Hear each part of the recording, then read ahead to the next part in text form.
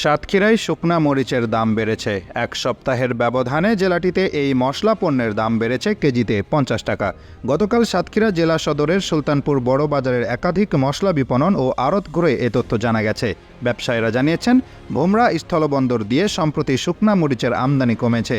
চাহিদার তুলনায় কম সরবরাহ এ মশলার দাম বাড়াতে ভূমিকা রেখেছে। সুলতানপুর বড় বাজারের কয়েকটি মশলা বিপণন আড়ত ঘুরে দেখা গেছে, ৭-৮ দিন আগেও কেজিতে শুকনা মরিচের দাম ছিল ৪০০ টাকা। বর্তমানে তা বেড়ে হয়েছে ৪৫০ টাকায় পৌঁছেছে। কম্প্যাক্ট ভ্যাট সিস্টেম ডেভেলপমেন্ট, দ্রব্যমূল্য হ্রাস ও ভবিষ্যৎ ভ্যাট দায়মুক্ত থাকার মূলমন্ত্র। ভ্যাট দায়মুক্ত থেকে লাভজনক ব্যবসা পরিচালনার বিশ্বস্ত সহযোগী দ্য রিয়েল কনসালটেশন।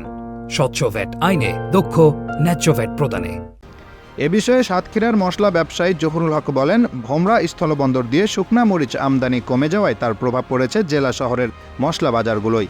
আমদানি বাড়লে দাম কমে যেতে পারে।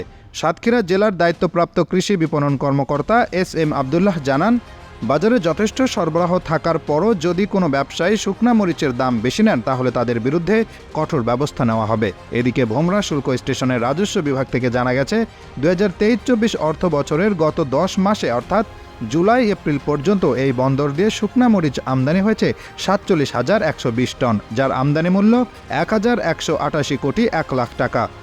২০২২-২৩ অর্থ বছরের জুলাই-এপ্রিল পর্যন্ত এই বন্দর দিয়ে শুকনা মরিচ আমদানি হয়েছিল ৯৭,৯৫৮ টন, যার আমদানি মূল্য ১,০৭৩ কোটি ৫৬ লাখ টাকা।